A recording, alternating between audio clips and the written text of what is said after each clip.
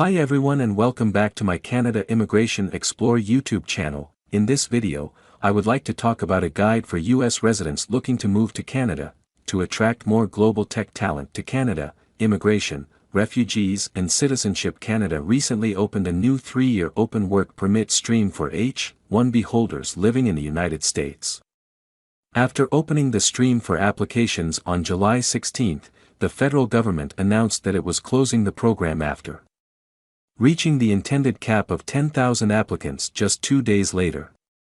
Covering the 6 topics in the bulleted list below, this article offers an introduction to key facets of Canadian life and the differences between the two countries in these pivotal areas. Work, employment, rights and salaries, healthcare, cost of living, housing and transportation, childcare/education for children, safety, taxes. If you are a U.S. resident who has already applied for a Canadian visa, if you have decided to move to Canada but have yet to apply for a visa, or even if you are simply beginning your exploration of a move to this country. Now, let's talk about notice of employment. In the U.S., so-called at-will employment laws allow employers and employees to terminate the working relationship at any time and for any reason. On the other hand, Canadian employers must give employees 2 weeks' notice or equivalent severance pay upon termination, depending on their length of service. Now, let's talk about minimum wage and salary structures. While minimum wages vary by state across the U.S. and by province/territory in Canada, they are generally higher north of the border. Still, in 2021, the median net compensation in the U.S., after taxes and deductions, was higher than the median after-tax income in Canada during the same year. Let's talk about vacation time. Canadian employment law guarantees full-time employees a minimum of 2 weeks of vacation per year.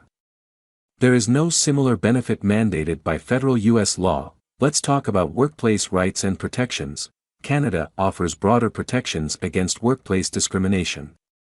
Also, unions are more potent in Canada, with more legal rights to organize and strike. Now, let's talk about healthcare.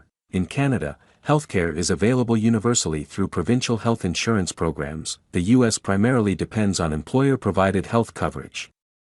As a new immigrant to Canada, most provinces impose a 3-month or less waiting period before newcomers can access public health insurance, making it vital that people secure private health insurance until they are eligible for provincial coverage. Now, let's talk about U.S. government programs. Medicare and Medicaid are key federal health insurance programs in the U.S. catering to senior citizens, those with specific health conditions, and low-income individuals. Now, let's talk about healthcare in Canada. Canada's public health insurance, offered by the government and administered by individual provinces, covers necessary medical services. For additional benefits like outpatient prescription drugs and dental care, Canadians often hold private insurance plans. Now, let's talk about cost and wait times. Canada extends health insurance to all citizens and PRs, but people may have longer wait times due to specialist limitations. Conversely, the U.S. might offer shorter waits, but out-of-pocket expenses can be higher. Now, let's talk about cost of living, housing and transportation.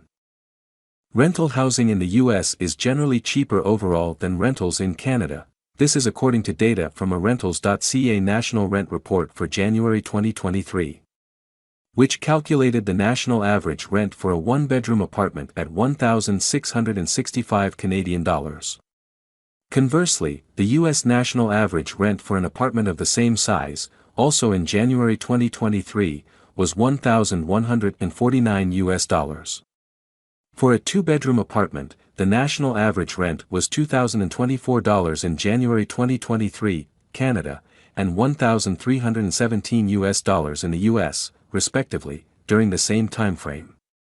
Generally, the price of housing in Canada is more than double that of the US, with a steady increase of 20% between 2021 and 2022. Now, let's talk about transportation. While fuel tends to be less costly in the US, Canada offers more affordable public transportation options such as buses and taxis.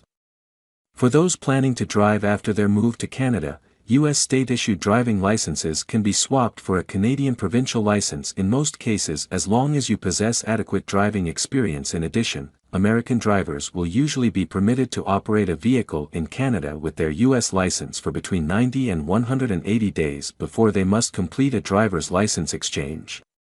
The specifics and timelines related to this process often vary between provinces. Now, let's talk about childcare and education for children, according to the 2022 Best Countries rankings from U.S. News. Canada ranked 5th in the world for child raising, while the U.S. ranked 23rd. U.S. News indicates that this ranking is based on the perceptions of a country based on 8 attributes: caring about human rights, being considered family-friendly, its environment for gender equality, being seen as happy, having income equality, being safe, and having well-developed public education and public health systems. Now, let's talk about parental leave rights. Canada offers more generous parental leave policies than the U.S., providing options for paid maternity leave of up to 15 weeks and even longer periods of parental leave for eligible members of Canada's Employment Insurance program. Canada also has unpaid maternity and parental leave options ranging from 17 to 71 weeks, combined for both parents, depending on the childcare situation. In the U.S., qualified employees are provided up to 12 weeks of unpaid maternity leave. Now, let's talk about education. The educational experience varies by state and province in the U.S. and Canada respectively, but the 2022 Best Countries ranking from U.S. News ranks the U.S. in the number 1 spot and Canada in the 4th spot for education. Visit this page to learn more about the Canadian education system. Now, let's talk about safety. In 2023, Canada ranked 11th out of 163 independent states and territories according to the Global Peace Index, GPI, by the Institute for Economics and Peace, IEP. This represents a rise of 2 spots from the previous year and places Canada significantly ahead of the U.S., which currently ranks 131st, accounting for factors such as external conflicts fought, perceptions of criminality, homicide rate and violent demonstrations, among 19 other indicators. The 2023 GPI data suggests that Canada is viewed as a significantly safer country than the U.S. Now, let's talk about taxes. As a U.S. citizen or green card holder, even after you become a tax resident in Canada, you must continue to file annual tax returns with the IRS, besides your Canadian tax return. This obligation is due to treaties between both countries preventing double taxation and fiscal evasion. Now, let's talk about tax rates. Generally, Canadians face higher taxes than Americans, with revenue largely going towards social services such as universal healthcare and education.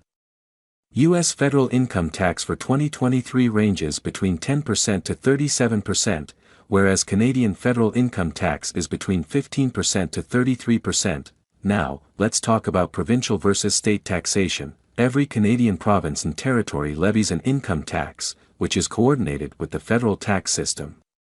In contrast, U.S. state taxation varies, with some states like Florida and Alaska charging no state income tax at all. In the end, I would like to request you please like the video and subscribe Canada Immigration Explore YouTube channel and also share this video to your friends and family members for Canada immigration updates. Thank you, see you in the next video, take care.